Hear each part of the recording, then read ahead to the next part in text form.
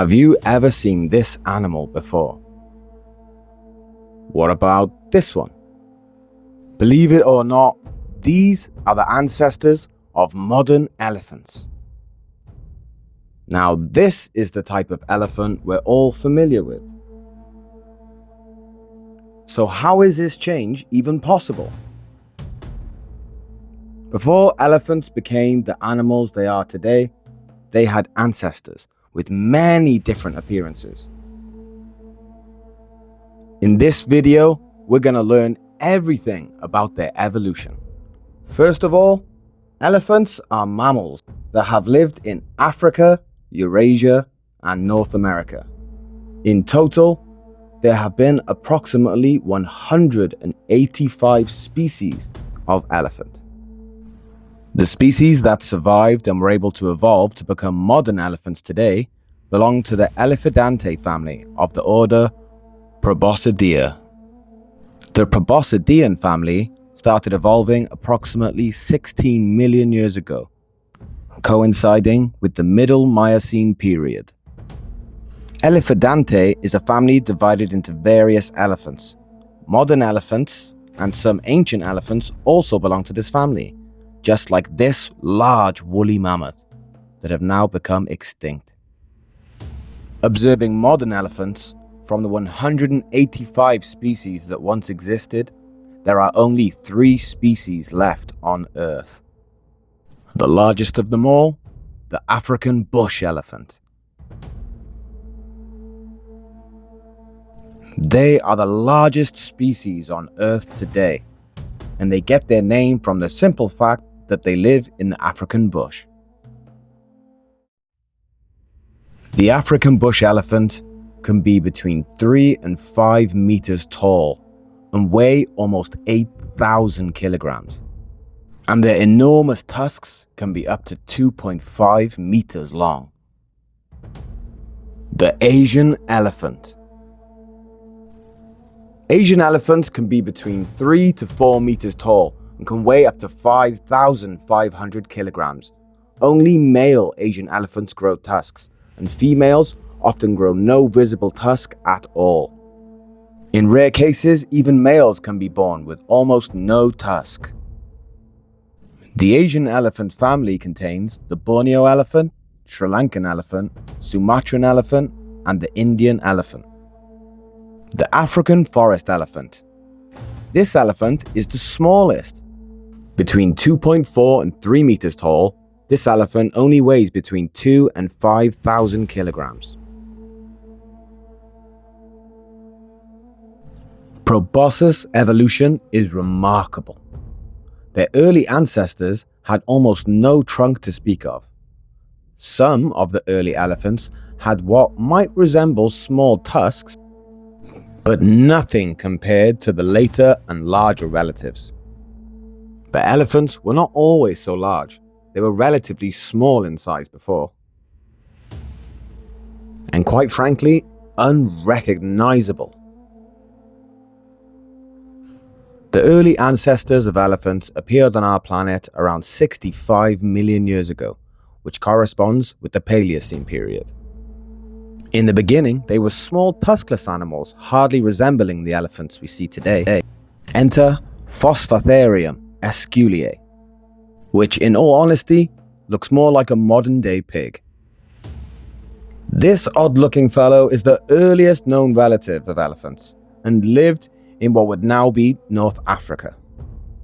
With a body length of approximately 60 centimeters, these are the smallest of the Proboscidea family. Their skulls were quite long, but also very flat. They have small ears but large nasal cavities, but without anything that protrudes long enough to be called a trunk. We expect their nostrils were able to close, which would help them compete with other amphibious animals of their time.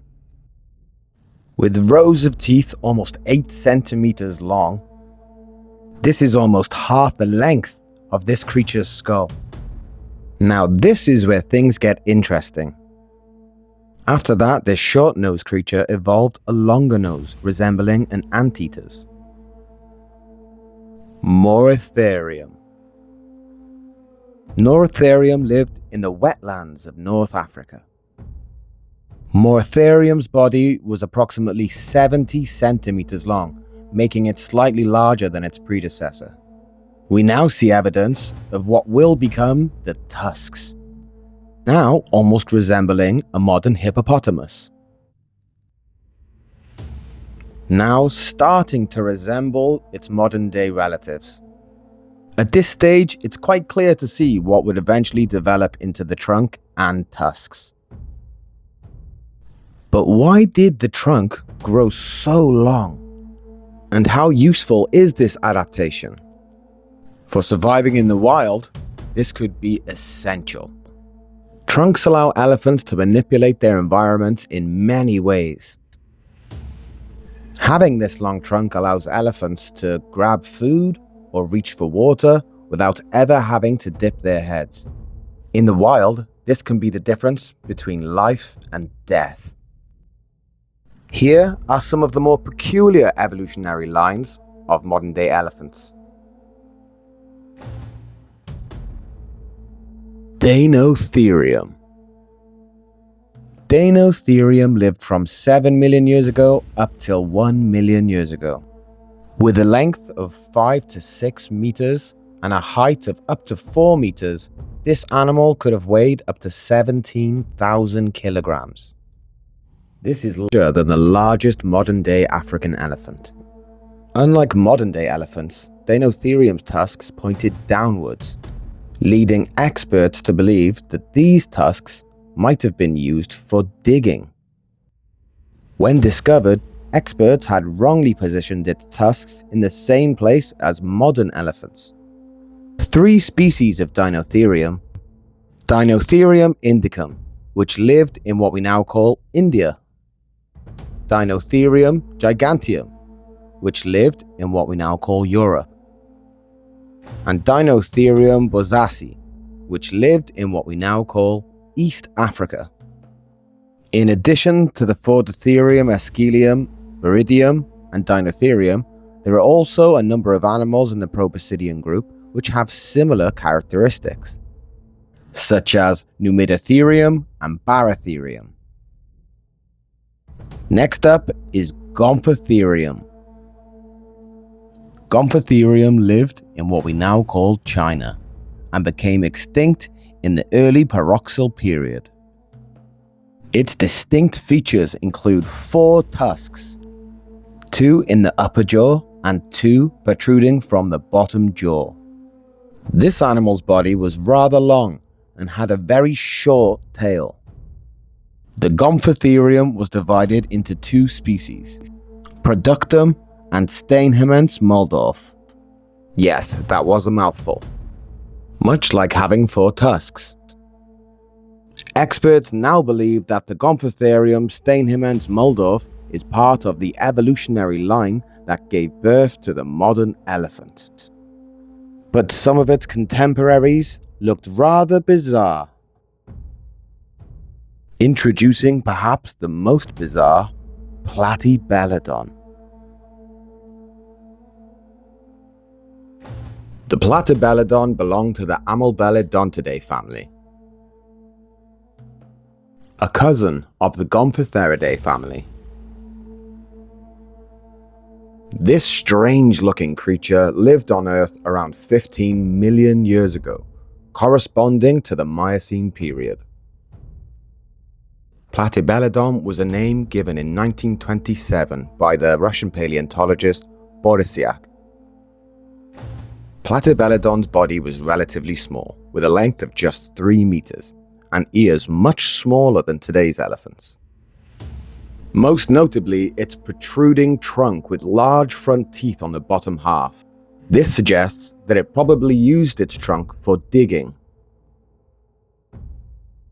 Previously, experts thought this animal only lived in Asia, the Caucasus, and Africa. But when paleontologists discovered fossils in northwestern China and North America, they concluded that Platybelodon's territory was much more widely spread. After this time, they became extinct. Experts suggest this was due to changes in the climate and available vegetation. In this time, there was lots of competition between herbivores. Currently, the fossils of the Platybelodon are stored in the American Museum of Natural History. Later, their evolution began to take shape, now resembling more and more like what we see in today's modern elephants. Stegolphodon and Stegodon. They both belong to the Stegodontidae family. They are the largest of the proboscideans. We have yet to discover an animal in the proboscidean family larger than this animal. Stegolphodon had 4 large protruding tusks. In Thailand, we also find evidence of these fossils as well. Stegolphodon lived between 11 million years ago and 6,000 years ago, throughout what we now call Africa, North America, and Asia. Later down its evolutionary line, we see that Stegolphodon has evolved from having 4 small tusks to 2 large protruding curved tusks. At this stage, the tusks are more likely used for conflict resolution and defense. But all of these previously mentioned animals do have one thing in common. They lack hair, or rather, the use for it. So far, none of these animals have evolved in a cold climate. But eventually, there was one. This animal was large, fierce, and covered in hair. Before the mammoth, we had the mastodons. Mastodons belonged to the Mammutidae family. Living from 23 million years ago to just 11,700 years ago. Its head was flat and had 2 long curved tusks protruding parallel from each other from each side of the trunk. They had small ears, short legs, and were covered in fur from head to toe. Superficially, it looks just like a mammoth, but it actually belongs to a different family. This animal actually possesses 4 tusks, 2 very large top tusks, and 2 very small tusks on the bottom, almost not visible. The Proboscidea family adapted and evolved just like any other animal. They spread as far as they could globally and suited themselves to that environment. This is what gives us such a large array of appearances in this family. Now, how about a familiar face with the mammoth of the Elephantidae family? Mammoths, perhaps one of the most famous of all elephant relatives, lived between 2.6 million and just 4,000 years ago. Living in North America, Africa, Europe, and Asia, the mammoth would always settle in the coldest part of these places. Similarly to the mastodons, mammoths would be covered in thick fur to protect themselves from the cold climates of their areas. Mammoths had incredibly long tusks and very hard teeth. This is because areas where mammoths lived contained strong concentrations of silica. This causes grass and foliage to be much harder. It is widely accepted that mammoths fell extinct from changes in the environment and threats from humans. The remaining Proboscidea had to evolve in many ways to survive. From just 1 meter tall, the Proboscidea eventually evolved to become a much larger and more formidable animal. As these animals grew taller, it became harder for them to find food. So nature created a trunk.